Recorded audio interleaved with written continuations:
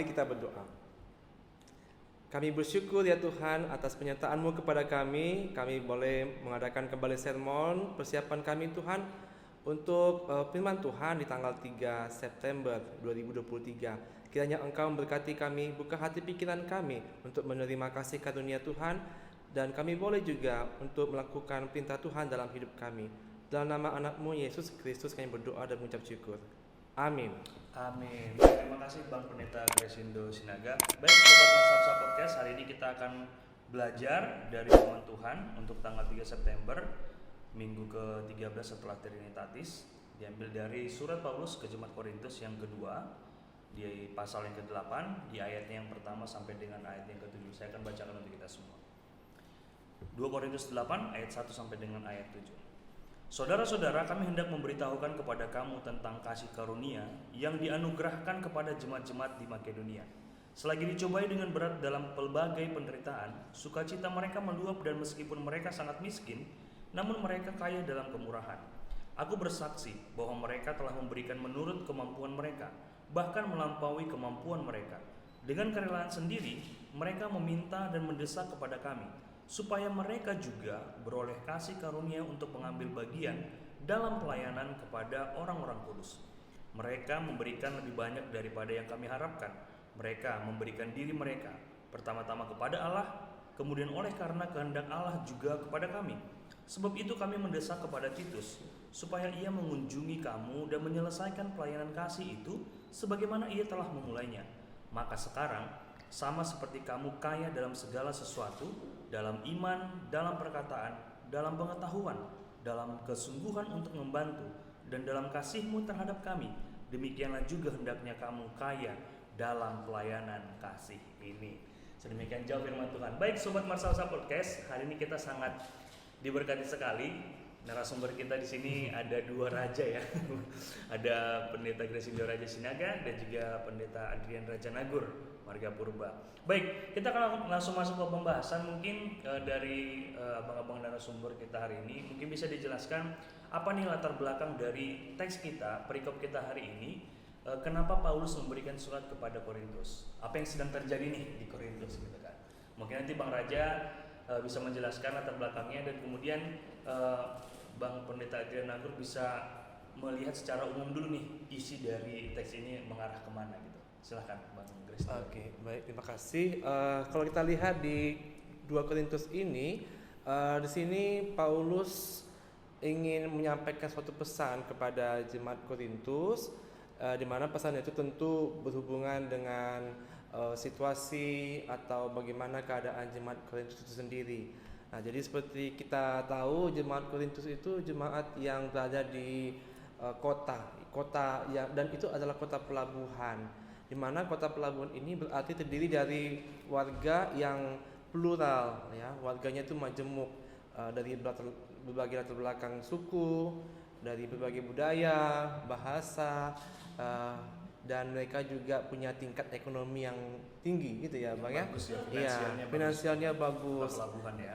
Karena kota pelabuhan itu mereka ekonominya bagus gitu ya. Perputaran uang juga kencang, dan juga pertukaran ilmu-ilmu juga. Makanya jemaat Korintus ini terkenal juga kuat juga dalam hal intelektual. Mereka punya daya pendidikan atau daya ilmu pengetahuan yang luas, ilmu pengetahuan yang tinggi, dan itu membuat mereka terkenal dengan intelektualitas mereka seperti itu. Karena latar belakangnya juga banyak orang-orang Yunani ya. Yang kita tahu Yunani itu adalah kota yang memulai dari pengetahuan itu katanya dimulai dari Yunani. Iya. Nah, gimana kalau Bang Andrea Raja? Iya, apa yang disampaikan sama Pendeta Raja tadi, secara umum memang kita melihat teks 2 Korintus ini adalah sebuah pesan ataupun sebuah uraian teologis dari Paulus, di mana Paulus pada saat itu melihat ada persoalan yang cukup berat pada jemaat Korintus, yaitu tantangan guru-guru palsu yang tentunya mengganggu perkembangan iman jemaat Korintus. Maka dalam hal itu Paulus memberikan surat, menyampaikan suratnya, yang notabene surat itu bertujuan bagaimana supaya iman jemaat Korintus itu bertumbuh. Dan kita akan bisa melihat dari perikop kita ini bagaimana salah satu pondasi teologi yang mau dibangun oleh Paulus adalah soal bagaimana melayani dalam kasih. Jadi dia akan memberikan sebuah uraian yang cukup dalam bagaimana seharusnya jemaat itu hidup dalam imannya. Salah satunya adalah dengan melayani dengan kasih. Itu nanti akan kita lihat, tapi saya pikir secara umum Paulus mau memberikan ajaran, memberikan pengajaran kepada jemaat Korintus agar mereka bertumbuh dalam iman. Oke, baik, terima kasih. Itu sebagai latar belakang ya, Sobat Matsapsa Podcast. Nah, kita akan masuk lebih dalam lagi nih, karena ini ayatnya sedikit, mungkin kita bisa breakdown secara ayat per ayat ya. Nah, baik, kalau kita lihat di ayat 1 dan ayat 2 ini kan Paulus langsung berbicara tentang kasih karunia yang dianugerahkan. Berarti ini adalah jemaat di sini, jemaat Makedonia ini yang ada di Korintus ini sudah menerima sebelumnya, ya kan? Dan kemudian Paulus menjelaskan tentang situasi di ayat 2 nih.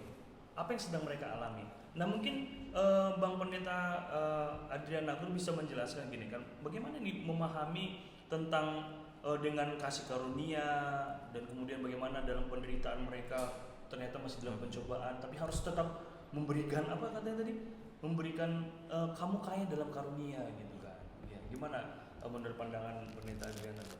Iya, dari ayat 1 kita melihat bahwa Paulus memulai uraian teologisnya dengan mengatakan bahwa segala sesuatunya adalah kasih karunia dari Tuhan. Jadi baik jemaat Makedonia, baik jemaat Korintus, mereka juga telah menerima kasih karunia Kristus itu. Nah, di sini saya melihat bahwa Paulus mencoba membuat sebuah perbandingan antara jemaat Makedonia dan jemaat Korintus itu sendiri. Nah, di sini saya lihat jemaat Makedonia itu disebutkan bahwa jemaat itu adalah jemaat yang miskin secara materi. Betul. Ya, tetapi ada hal yang berbeda, yaitu mereka justru memperlihatkan semacam kekayaan gitu ya, kekayaan dalam segala hal, yaitu bagaimana mereka mau membantu orang lain, bagaimana mereka memiliki kemurahan, bagaimana mereka juga tidak jatuh dalam iman. Itu menurut Paulus adalah kekayaan jemaat Makedonia. Lalu dia coba melihat apa yang ada di jemaat Korintus, karena kita tahu tadi yang disampaikan oleh Pendeta Raja tadi bahwa jemaat Korintus ini terbilang bukan jemaat yang miskin karena terletak di kota yang strategis, di pelabuhan begitu. Tentu ekonomi pun di sini cukup bagus. Nah, di sini saya melihat Paulus membandingkan, ini ada loh jemaat Makedonia yang miskin tapi kaya dalam marsi bere-bere gitu, kaya dalam memberi begitu. Tetapi jemaat Korintus ditantang, kalian yang kaya dalam hal berbagai aspek begitu, termasuk materi, lantas bagaimana kalian mencoba mempraktekkan atau mengaktualisasikan iman itu lewat perbuatan-perbuatan yang sifatnya membantu tadi. Itu yang saya lihat. Jadi ada semacam kayak perbandingan, karena mau tidak mau Paulus punya banyak pengalaman toh. Dia punya banyak pengalaman dari berbagai jemaat yang dia layani, dan dia membuat itu untuk memberikan sebuah gambaran utuh tadi soal kepada jemaat Korintus, bahwa ada role model jemaat seperti ini. Lalu saya coba bilang kepada Korintus, kira-kira Korintus lihat itu sebagai sebuah perbandingan yang positif. Oke, berarti seperti kata Pendeta Adrian Nagur tadi, Bang Raja, ternyata ada diferensiasi nih. Jadi ada kondisi sebenarnya dia nggak mau merendahkan Korintus ya, tapi dia mau menunjukkan gambaran tertentu supaya jadi proyeksi dirinya oleh Korintus. Nah, kalau Bang Raja sendiri gimana? Ya, saya setuju dengan yang dikatakan Pendeta Adrian Raja Nagur, bahwa memang dalam situasi saat itu Paulus sedang berusaha untuk mengumpulkan dana untuk membangun gereja ya, gereja di Yerusalem. Dan di mana gereja itu gereja yang sangat besar, dan gereja itu butuh dana yang sangat besar juga. Dan disitulah dibutuhkan adanya aksi kasih pengumpulan dana. Jadi kalau bahasa kita tupak ya, bahasa Walungunya kan disitulah dibutuhkan tupak dari kuliah-kuliah untuk menupaki, untuk menolong, membantu jemaat Yerusalem. Nah, termasuk juga jemaat Makedonia mendapatkan kesempatan, bahkan juga jemaat Korintus. Namun yang seperti kata Pendeta Adrian tadi, jemaat Makedonia ini betul-betul menunjukkan hal yang luar biasa. Kalau kita lihat di ayat yang kedua, ternyata jemaat Makedonia ini betul-betul miskin. Ya, jadi bahkan kemiskinannya itu ekstrim ya. Mereka serba kekurangan. Mereka harus bekerja untuk makannya di hari itu. Jadi kerja sehari ya untuk makan hari itu gitu ya. Kalau tidak kerja ya berarti tidak makan seperti itu ya. Dengan situasi yang serba kekurangan, dengan kemiskinan yang ekstrim itu, ternyata mereka juga ada kerinduan untuk ikut serta dalam membantu pembangunan gereja di Yerusalem itu. Jadi artinya di sana jemaat Makedonia ini punya cobaan ya, punya pergumulan berat ya, di ayat 2 dikatakan, tetapi selagi dicobai dengan berat itu, selagi mereka mengalami pergumulan dalam berbagai penderitaan, tetapi mereka ternyata punya sukacita. Sukacita mereka bahkan meluap-luap, dan meskipun mereka sangat miskin ya, walaupun mereka itu miskinnya sangat-sangat ekstrim, tapi mereka kaya dalam kemurahan. Nah, jadi ini yang kita lihat, ternyata mereka bisa ada kerinduan gitu untuk membantu pembangunan jemaat Yerusalem, dan Paulus bersaksi bahwa mereka telah memberikan menurut kemampuan mereka. Itu ayat yang ketiga ya. Mereka telah memberikan menurut kemampuan mereka, bahkan melampaui kemampuan mereka. Jadi artinya ketika mereka punya kemampuan hanya sebetulnya 30 gitu ya, tapi mereka memberikan bisa 60 gitu ya. Mereka lebih memberikan 2 kali lipat, 3 kali lipat melampaui kemampuan mereka. Nah, dan mereka juga punya ketulusan hati, kerelaan hati. Jadi ternyata memberi itu juga tidak umum hanya memberi gitu ya. Ada motivasi juga yang diperlihatkan di sini, yaitu kerelaan hatinya, di mana mereka memberikan dengan kerelaan hati, dan mereka juga bahkan mendesak kepada Paulus ya, supaya mereka juga beroleh kasih karunia untuk mengambil bagian dalam pelayanan itu. Jadi kita bisa bayangkan ya, mereka dengan situasi mereka yang sulit, mereka kekurangan, mereka kerjanya hanya untuk makan sehari aja, mereka kerja keras. Tetapi dengan situasi yang berat itu mereka mendesak itu kan nggak hanya kami ikutlah, enggak ya, tapi justru mendesak, tolong kasih kami kesempatan untuk ikut dalam program ini, tolong kami kasih kesempatan untuk bisa menolong mereka. Jadi situ kita lihat luar biasa memang semangat atau kerinduan jemaat Makedonia ini dalam melayani. Oke, baik sobat Masab Podcast. Jadi ini cukup menarik ya, karena ternyata di zaman dahulu pun kita menemukan sekarang nih bahwasanya ada sebuah contoh jemaat yang dengan segala keterbatasannya justru malah kerinduannya menggebu-gebu untuk menolong gereja yang lain. Ataupun mungkin nanti kita bisa jelaskan ya Bang, orang-orang kudus yang dimaksud sini mungkin kan tidak hanya Paulus saja, mungkin orang-orang yang melayani pada saat itu rekan-rekan Paulus gitu kan. Nah, tapi yang menarik ini ya, bahwasanya kan Paulus tadi dikatakan, karena Bang Raja langsung sambung ke ayat 3 ya, mungkin Bang Raja bisa lanjutkan. Aku bersaksi.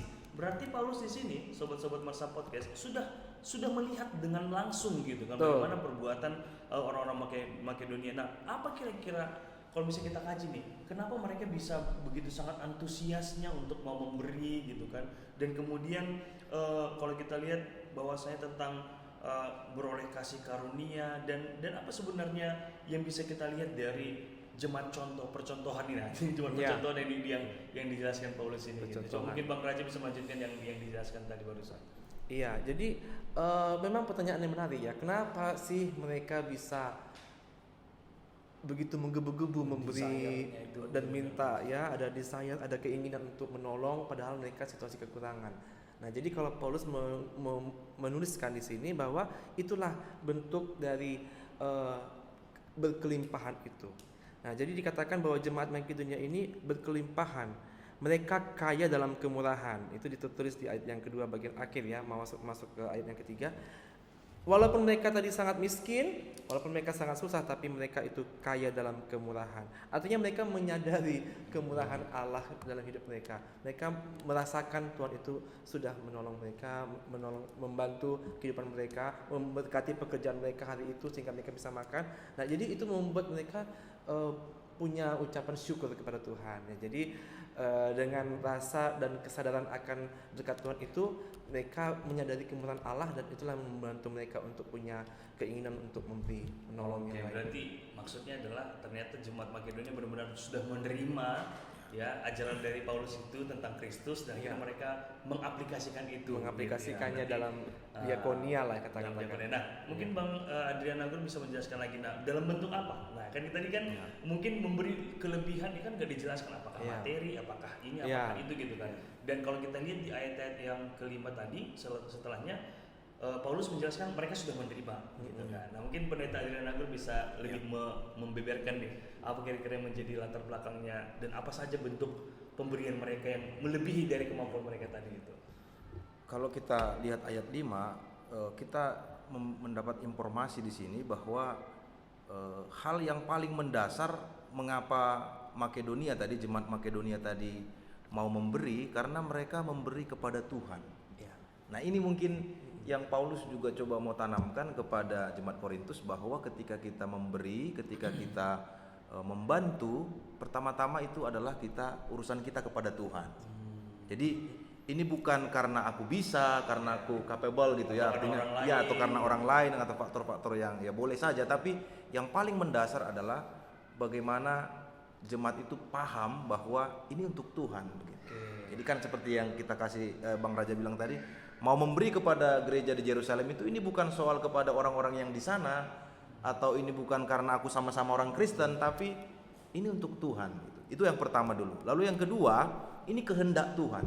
Jadi kenapa orang Kristen terus-menerus diajarkan, diajak, diarahkan untuk marsi bere-bere, marsi urupan, saling membantu, karena ini kehendak Tuhan. Jadi firman Tuhan bilang ini bukan karena saya hebat, bukan karena saya jago, tapi ini perintah Tuhan, ini kehendak Tuhan. Membantu orang lain dalam kondisi apapun kita, ini sudah menjadi kehendak Tuhan. Jadi ini yang tidak bisa tawar-menawar menurut saya. Jadi kalau misalnya ada kehendak Tuhan seperti ini, maka ini sudah harus menjadi kewajiban menurut saya. Jadi kalau misalnya jemaat Makedonia bisa melakukan itu, saya pikir mereka sudah sampai pada titik pemahaman seperti itu kepada Tuhan, dan juga ini adalah kehendak Tuhan. Jadi nggak ada spekulasi apakah saya boleh memberi ini atau ini. Nah, dalam bentuk apa? Tentu yang dimaksud di sini pertama-tama adalah materi. Jadi kita lihat di sini bahwa ini soal bantuan materi. Tapi yang menariknya tadi katakan Pendeta Raja, mereka memberi dari keterbatasan. Jadi kan ini bukan soal misalnya kalau kita buat nominalnya misalnya yang dibutuhkan 1 miliar. Lalu jemaat Makedonia ini cuma ngasih 1 juta misalnya. Berapalah 1 juta dibanding 1 miliar yang dibutuhkan itu kan? Tetapi bagi jemaat Makedonia, karena itu adalah ungkapan iman mereka dan untuk Tuhan tadi, maka ini benar-benar sungguh-sungguh mereka berikan. Nah, nanti ada di ayat berikutnya kesungguhan dalam memberi itu nanti ada juga. Nah kita lihat. Tapi dalam bentuk apa? Kalau saya pikir kita tidak boleh membatasi pemberian kepada orang lain itu hanya sebatas materi. Nanti kita akan lihat kaya dalam hal apa di ayat berikutnya yang boleh kita share kepada orang lain, bukan hanya soal materi, tapi banyak sekali yang bisa kita share sebagai bentuk bantuan atau hal-hal apa yang bisa kita berikan kepada orang lain tadi. Oke, baik, terima kasih Pendeta Adrian. Nah ini menarik ya, banyak yang menarik sebenarnya. Menarik semua ini. Terlalu banyak kata-kata menarik. Nah yang disampaikan Pendeta Adrian tadi ternyata ada kalimat di ayat 5 ini bagian terakhir. Kemudian oleh karena kehendak Allah juga kepada kami. Jadi ternyata orang-orang di Makedonia benar-benar sudah hidup di dalam di ketetapan itu, dalam ajaran itu gitu kan. Jadi mereka tahu apa yang menjadi keinginan Allah. Ini kan susah nih Pak Pendeta ya Bang Pendeta ya. Bagaimana kita tahu apa yang dirindukan Allah untuk kita lakukan kan begitu.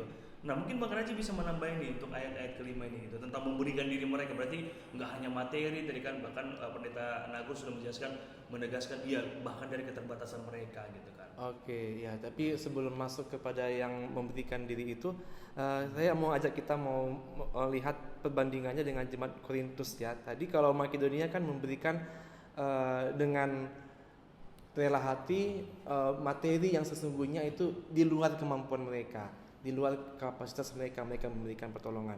Sementara kalau jemaat Korintus dikatakan itu mereka sudah kaya, sudah punya banyak tadi fasilitas, bahkan juga kemampuan finansial, tetapi mereka ternyata sudah menahun tidak juga memberikan bantuannya. Ini bisa kita temukan di ayat yang ke-10 ya. Ini kita temukan di mana Paulus berkata, inilah pendapatku tentang hal itu yang mungkin berfaedah bagimu. Memang sudah sejak tahun yang lalu kamu mulai melaksanakannya dan mengambil keputusan untuk menyelesaikannya juga. Maka sekarang selesaikan jugalah pelaksanaannya itu. Nah, artinya mereka mungkin sudah tahu bahwa ada program untuk pengumpulan dana tadi untuk membangun jemaat Yerusalem, tapi mereka tidak mewujudkannya. Ya, jadi dan itu sudah berjalan selama 1 tahun. Nah, jadi istilah kata proposalnya sudah diberikan sampai mereka. Tapi setahun itu mungkin hanya masih dikosongkan atau mungkin hanya sampai hanya di rapat saja, tapi tidak sampai kepada aplikasinya. Nah, jadi disinilah Paulus mengingatkan kepada jemaat itu, ya apa yang kamu sudah bicarakan, apa yang sudah kamu rencanakan, ya selesaikanlah itu. Maka dikatakan itu dia. Maka sekarang ayat 11. Selesaikan jugalah pelaksanaannya itu gitu. Jadi tidak hanya menjadi wacana ya. Bisa saja kan kita mau nolong jemaat sana, kita mau bantu keluarga atau kuliah kita yang lagi butuh bantuan. Tapi mungkin itu sekedar wacana. Tapi kalau di sini diingatkan, marilah kita melaksanakan apa yang sudah kita rancangkan, pelayanan-pelayanan itu mari kita wujudkan. Dan hendaklah pelaksanaannya sepadan dengan kerelaanmu dan lakukanlah itu dengan apa yang ada padamu. Nah, jadi menarik sekali di sana. Nah, jadi kalau kita lanjutkan, sebab jika kamu rela untuk memberi, maka pemberianmu akan diterima. Kalau pemberianmu itu berdasarkan apa yang ada padamu, bukan berdasarkan apa yang tidak ada padamu. Nah, jadi istilahnya jangan makso gitu ya. Iya, tidak makso. Nah, jadi masuklah tadi kepada yang ayat 5, apa yang bisa kita berikan? Tentu bukan hanya materi ya. Tetapi apa yang ada padamu. Nah, ini kan luas artinya ya, apa yang ada padamu. Nah, jadi kalau kita lihat, kalau si Musa juga kan dulu diminta Tuhan minta Musa untuk menyelamatkan bangsanya. Musa kan menolak ya, saya tidak pandai bicara, saya masih muda dan sebagainya. Tapi Tuhan bicara, apa yang ada padamu? Saya hanya punya tongkat katanya kan gitu ya. Tongkat itu dipakai Tuhan juga untuk bisa membuat Musa mau melayani menyelamatkan bangsanya. Tongkatnya bisa jadi ular, lalu ular jadi kembali jadi tongkat. Nah, artinya dari apa yang ada pada Musa ternyata bisa melakukan perbuatan yang besar. Nah, jadi begitu juga apa yang ada padamu untuk bisa kamu lakukan untuk pelayanan kasih, itulah yang bisa kita persembahkan untuk Tuhan. Nah, maka dikatakan di ayat yang kelima ini, jemaat Makedonia itu mereka memberikan diri mereka. Nah, jadi luar biasa. Jadi pemberian diri itu menunjukkan bagaimana kita juga bisa membuat pelayanan kasih dengan apa yang ada pada diri kita. Ya, apakah itu mungkin sekedar kehadiran, perhatian, atau mungkin itu sekedar doa kita, itu sudah luar biasa untuk bisa menjadi bentuk dari pelayanan kasih. Nah, jadi seperti itu bentuknya sih sangat luas saya rasa. Oke, mungkin ada sedikit refleksi ya buat sobat-sobat Masalah Podcast. Jadi ternyata kalau kita udah berbicara tentang gereja gitu ataupun komunitas atau kumpulan orang percaya itu, janganlah lagi berbicara tentang aku nggak bisa, kami terbatas dan sebagainya. Ternyata apa yang ada pada kita itu harus bisa kita representasikan dalam bentuk pelayanan kasih tadi ya. Betul. Tapi sebelum sampai nanti ke refleksi ya. Nah, ini kita masuk ke ayat ke-6 ini, abang-abang pendeta sekalian. Nah, tiba-tiba nih Paulus sepertinya mau menegaskan kayaknya butuh pendamping nih orang-orang Korintus kan gitu bahasanya. Benar. Karena kalau kita lihat ya di dalam bahasa Inggrisnya dia ada kalimat that he had begun. Titus ternyata sudah memulai. Mungkin nggak berdampak nih karena Titus mungkin karena dia orang Yunani juga dan kemudian latar belakangnya hanya mungkin kayak asisten atau konsulannya Paulus gitu kan. Ini jadi kayak sebuah penegasan bahwasanya pendelegasian ya kepada Titus supaya Titus menjadi pendamping mereka. Nah, gimana abang-abang pendeta melihat ini semua? Dan kenapa menurut Paulus Titus harus diberikan dan apa yang menjadi tugasnya Titus ketika kondisi ini sedang terjadi gitu. Mungkin pendeta Adrian bisa memberikan gambaran. Ya, yang pasti surat ini dipercaya oleh Paulus kepada Titus ya. Artinya Paulus tidak berinteraksi langsung kepada jemaat Korintus, tapi dia mengirimkan surat, maka ada sebuah semacam tonah begitu atau sebuah permintaan khusus kepada jemaat Korintus agar menerima Titus yang kemudian akan memberitahukan lebih lengkap lagi tentang semacam program Marsyurupan tadi itu membantu jemaat gereja di Yerusalem tadi. Nah, saya lihat di sini memang dalam prakteknya sebuah gereja memang kita memiliki kekuatan di mana pendelegasian itu cukup penting begitu ya, pendelegasian cukup penting. Sehingga orang-orang yang kita percayakan untuk mengelola, untuk mengatur itu hendaklah dihormati, dihargain begitu. Dalam hal ini Titus yang Paulus percayakan untuk memulai pelayanan itu dan diharapkan Titus akan menyelesaikan pelayanan itu begitu. Maka di sini Titus memiliki tugas yang saya pikir sangat penting dan tidak boleh kita anggap remeh begitu. Karena menghadapi jemaat Korintus yang tadi kata Pendeta Raja tadi sudah hampir setahun tidak ada juga progresnya, tentu menghadapi orang seperti ini kan harus memiliki kapabilitas yang cukup mumpuni begitu. Karena dia langsung turun ke lapangan. Yang turun ke lapangan. Betul, Maka betul. saya pikir Titus adalah seorang yang memiliki peran penting juga di samping oleh Paulus yang punya peran sentral begitu. Mungkin itu saya lihat dari seorang Titus ya. Oke, dari Bang Raja mungkin? Iya, jadi Titus ini punya peran penting dalam melanjutkan ya program pelayanan kasih tadi itu. Dan Titus juga sebelumnya sudah dikenal sama jemaat Korintus. Jadi Titus punya kapabilitas juga ya untuk memotivasi kembali. Jadi tugas Titus memang luar biasa, dia mengingatkan jemaat tadi, mengarahkan gitu ya, bahkan juga memberikan motivasi gitu ya kepada jemaat itu supaya menyelesaikan program aksi kasih tadi itu.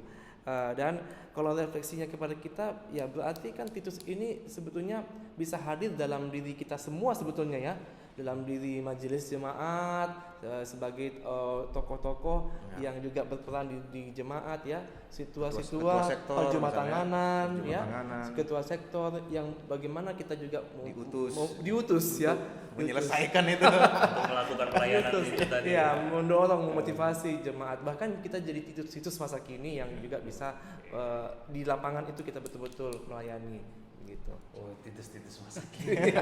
Titus masa kini. Luar biasa, baru dapat tadi kayak gitu ya. Oke, baik. Nah, ini kan memang ini hal yang cukup unik dari seorang Paulus ya, abang-abang ya. Jadi tadi dia mendeskripsikan kondisinya, dia membuat sebuah perbandingan, ada diferensiasi di antara jemaat, ada gap yang besar, tapi sebenarnya hal yang paling ditekankan antara Makedonia dan Korintus adalah terkait tentang pelayanan, karena mereka sudah menerima kasih karunia.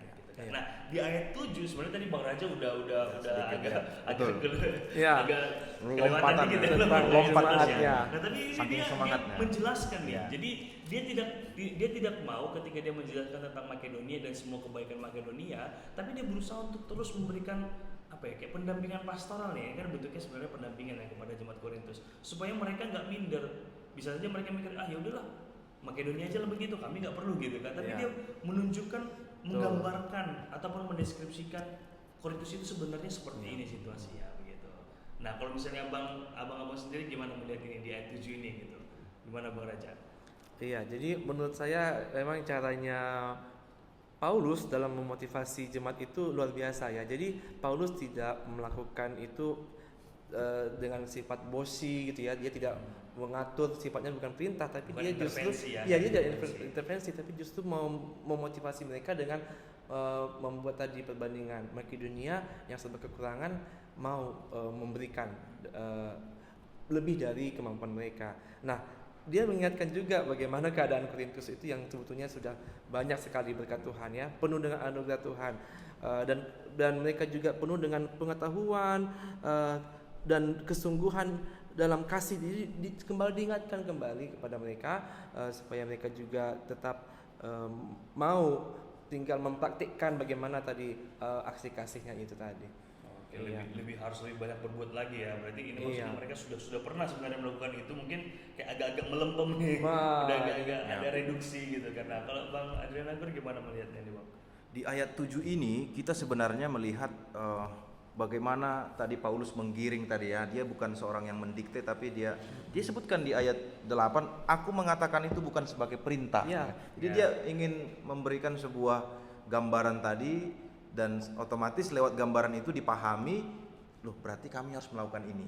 Nah, saya melihat ada banyak poin penting yang harus kita gali lebih dalam di ayat 7 ini. Yang pertama tadi, kaya dalam iman. Jadi bukan hanya soal kaya materi, tapi seseorang yang kaya dalam iman justru ini yang akan dia wariskan nanti kepada anak-anaknya. Jadi sekarang ini kan sepertinya orang berlomba-lomba untuk hanya kaya dari segi prosperity gitu ya, kemakmuran, atau dia sukanya hal-hal yang sifatnya material begitu ya. Tapi ternyata firman Tuhan ini mengingatkan kita bahwa kaya dalam iman pun penting juga begitu. Jangan sampai dilupakan begitu. Misalnya anak-anak tahu firman Tuhan, kenapa di sekolah minggu ada ayat hafalan begitu kan. Itu bukan sesuatu yang GKPS buat dengan sembarangan gitu, tapi ada fondasi supaya kita ini sama-sama punya kekayaan iman itu. Lalu yang kedua, kaya dalam perkataan. Tentu saya melihat di sini perkataan yang membangun ya. Jadi bukan hanya perkataan yang bertele-tele, perkataan yang artinya hanya diucapkan tidak bermakna atau tidak memiliki sesuatu hal yang layak untuk dikembangkan begitu, tapi perkataan yang membangun. Tentu percakapan-percakapan di tengah-tengah jemaat itu pun harus kita arahkan ke arah sana begitu, supaya jemaat itu juga terlatih untuk membicarakan hal-hal yang sifatnya membangun, dan jemaat akan kaya dalam hal itu dibanding kita mengucapkan hal-hal yang negatif ya. Jadi semakin banyak kita memperkaya diri kita lewat perkataan yang baik, yang membangun, itu juga kekayaan. Nah, jadi orang pun akhirnya bisa jadi bertanya kepada kita karena apa yang kita ucapkan adalah sebuah kekayaan, sebuah harta karun yang tanpa orang sadari ketika kita berbicara dengan dia, orang menyerap ilmu itu bisa begitu menjadi ya. sesuatu yang berharga Yang berharga. Ya, itu yang kedua. Lalu yang ketiga, kekayaan dalam kasih. Jadi kenapa orang yang hartanya sedikit seperti Makedonia bisa memberi banyak, sementara Korintus yang tadi cukup bagus ekonominya tapi masih tertatih-tatih memberi apapun tadi alasannya, tapi ternyata Paulus mau katakan ada satu hal yang tidak boleh kita lupakan, kaya dalam kasih, kaya dalam membantu ini. Jadi kenapa ada seorang seperti Mother Teresa, dia adalah orang kaya sebenarnya di dunia ini, yang mungkin bagi orang yang secara pemikiran dunia dia orang yang miskin begitu, tapi bagi dia adalah orang yang paling kaya karena dia sudah memberikan dirinya dan memberikan segala sesuatu yang dia miliki, tenaganya untuk melayani. Orang miskin lagi di Dan masih banyak inspirasi yang lain. Dan saya pikir jemaat kita juga bisa seperti itu bila kita juga mengarahkan seperti Paulus bahwa kaya dalam kasih, kaya dalam membantu itu juga penting sekali. Oke, baik. Jadi ini agak sedikit spesial ya, abang-abang ya. Maaf saya tambahkan ya sebagai moderator. Karena kan kemarin ya tanggal 2 September kita merayakan J120 nih. Ya, pas di 2 September kemarin nih, baru kemarin, dan ini di tanggal 3. Nah, bagaimana kita bisa mungkin bisa menjadi closing statement ya sekalian berkaitan dengan topik kita hari ini, melayani dalam kasih gitu kan.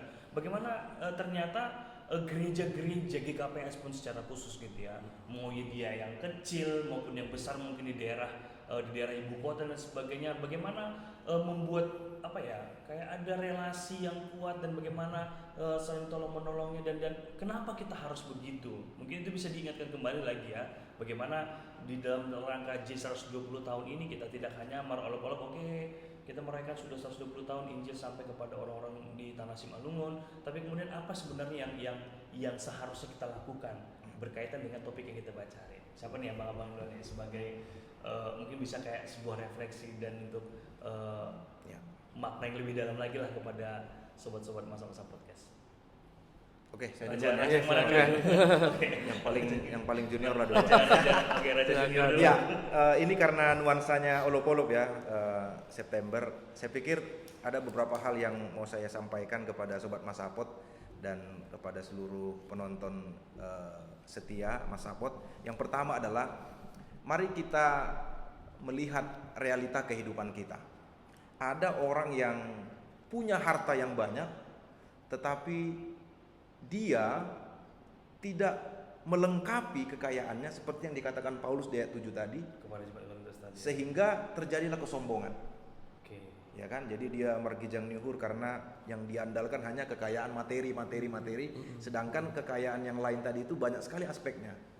Lalu ya kalau saya mau coba agak sedikit frontal atau agak sedikit keras mengatakannya, bahwa ada orang yang hanya kaya materi tapi miskin dalam berkata-kata, sehingga sering melukai hati orang, sering tidak menganggap orang lain penting, Nggak menjadi berkat. tidak ya, menjadi berkat. ya. Dia pikir hanya dengan hartanya dia sudah jadi berkat. Sebaliknya, ada jemaat kita ini yang hartanya sedikit, tapi kemudian dia seperti tidak melihat di ayat 7 tadi, sehingga menjadi minder gitu. Karena dia hanya terpatok pada kaya itu hanya materi. Jadi hartaku sedikit, jadi aku nggak bisa bikin apa-apa. Akhirnya minder, menutup diri, sehingga semangat olok-olok itu pun tidak berbuah dalam dirinya. Padahal semangat olok-olok tadi, ya berikan apa yang kamu punya, apa yang ada padamu. Misalnya tadi kamu kaya dalam berkata-kata, beri motivasi kepada jemaat misalnya. Atau kamu kaya dalam pengetahuan, apa yang kamu tahu misalnya kan jemaat kita banyak yang latar belakang pendidikan yang cukup bagus saya pikir. Dan tidak hanya soal uang saja GKPS ini atau jemaat kita ini, tapi dia juga bisa berbagi ilmu kepada orang lain. Bayangkan bagaimana dalam keluarga lepas keluarga bisa berbagi ilmu, bagaimana mereka melewati masa-masa sulit, dan itu menjadi sebuah sharing yang luar biasa, menginspirasi dan berguna begitu. Maka saya pikir semangat olok-olok ini juga harus menjadi titik awal yang baru bagi kita jemaat GKPS khususnya, agar menjadi semangat bersama untuk membangun kecintaan kita pada pelayanan kasih ini. Jadi pelayanan kasih itu milik kita semua, bukan hanya diakonia, bukan hanya orang-orang yang berduit, tapi milik kita semua. Nah ini harus kita ciptakan suasana seperti ini di olok-olok kita, supaya semua orang berpartisipasi begitu. Saya punyanya ini, saya memberi. Semua merasakan. Jadi tidak hanya pentas bagi segelintir orang.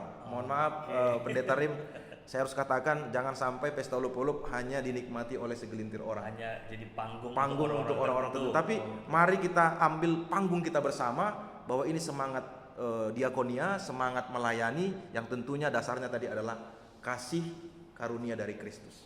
Saya pikir itu yang bisa saya sampaikan. Terima kasih. Mungkin ada Bang Raja nih. Menarik ya. Jadi J 120 tahun 14 nih ambilan nama dia di Simalungun gitu ya. Artinya sudah 120 tahun Injil itu tiba ke Simalungun, lalu dibawa ke perantauan ya, dibawa oleh opung kita, orang tua kita, sampai sekarang juga kita masih mewariskan iman itu kepada anak-anak kita, remaja di gereja kita secara khususnya. Nah, jadi di situ kita melihat bahwa ada semangat kasih karunia Tuhan. Nah, jadi semakin kita bertambah ya usia, semakin bertambah juga angka-angka tadi olok-olok jubileum itu, kita semakin menyadari berkat Tuhan. Dan ternyata berkat Tuhan itu tidak monoton tadi ya, tidak hanya satu bentuk, tapi bisa berbagai bentuk. Ya, jadi seperti tadi kata Pendeta Adrian ya, kita bisa memaknai jubileum ini, memakai olok-olok ini menjadi momen kita untuk meningkatkan aksi kasih, meningkatkan pelayanan kita, baik dari apa yang kita miliki, baik itu berupa materi, apakah kita punya waktu, pengetahuan, kata-kata yang memotivasi, dan itu kita lakukan untuk kemuliaan nama Tuhan. Dan sekali lagi benar tadi ya, bahwa olok-olok ini bukan milik orang tertentu, tetapi milik kita semuanya. Nah, kita semua adalah pelayan Tuhan, kita semua adalah imamat yang rajani kalau dikatakan di dalam Petrus itu ya. Nah, artinya kita semua bisa melayani dengan apa yang kita miliki sebagai bentuk ucapan syukur kita kepada Tuhan. Nah, jadi saya teringat juga Bang Tim tayangan Masapot yang edisi perdana, edisi olok-olok tahun 2022. Jadi memang ini tepat setahunnya juga ya, setahun tayangan podcast Masapot. Waktu itu kita diingatkan juga oleh Pak mantan Eporus Pendeta Edison Munte, bagaimana jemaat dulu itu memberikan apa yang mereka punya ya. Kalau mereka punya ayam dari rumah, mereka tenteng ayamnya itu dari kandangnya, mereka bawa sampai ke gereja. Nah, inilah yang kami punya Tuhan, inilah akhirnya itu dilelang dan uangnya untuk kebutuhan gereja. Nah, jadi ada yang bawa hasil tanamannya, hasil jumanya. Jadi seperti itu juga kali ya, kita betul-betul memberikan apa yang kita miliki. Jadi kalau kita sekarang mungkin ladang kita bukan monoton gitu ya, tapi ada berbagai bentuk tanda kutip ladang kita. Nah, tentu apa yang bisa kita kerjakan diberkati Tuhan, dan apa yang kita hasilkan dari pekerjaan kita itu juga kita kembalikan sebagai ucapan syukur kepada Tuhan. Oke, baik. Kayaknya udah agak lama kita ya. Baik, sobat Persapsa Podcast. Jadi apa yang disampaikan Paulus kepada Titus, kemudian Titus harus melayani jemaat Korintus, dan bagaimana contoh dari antara Makedonia dan Korintus itu mungkin sudah berlangsung lama. Dan hari ini tadi kita sudah mendengarkan bahwasanya kita sebagai gereja pun tidak melihat kecil besarnya, kaya ataupun terbatas finansial, tapi poin yang pertama adalah semua gereja, semua jemaat Tuhan sudah mendapatkan kasih karunia dan kita harus juga men-sharekan itu gitu ya. Betul. Jadi secara khusus dalam rangka J120 Olop-Olop Perdas yang nama di Simalungun, bahwasanya setiap kita gereja harus mau dan juga tetap memiliki semangat jiwa dari Olop-Olop itu, Menggebu-gebu ya. menggebu-gebu. Semuanya harus bersuka cita bahwasanya Tuhan menyapa dan juga hadir di Simalungun itu, yaitu karena kerinduan hati Tuhan, dan kita harus bertumbuh terus sampai berapa puluh tahun nanti ke depan, pokoknya sampai selama-lamanya, sampai gereja masih utuh. Kita harus tetap mengatakan bahwasanya ini adalah kasih karunia Tuhan. Terima kasih untuk narasumber kami Bang Raja dan juga Bang Raja juga. Jadi untuk mengakhiri podcast kita untuk khotbah 3 September ini, kita akan ditutup doa oleh Bang Pendeta Adrian Rajanako. Silakan. Mari kita berdoa. Terima kasih ya Allah Bapa atas kesempatan bagi kami dan juga hikmat yang Tuhan berikan sehingga kami boleh mempercakapkan firman-Mu lewat pengetahuan yang Tuhan karuniakan kepada kami, sehingga firman-Mu kami pahami sebagai sebuah landasan hidup kami yang telah kami lihat betapa banyak berkat Tuhan yang sudah kami terima.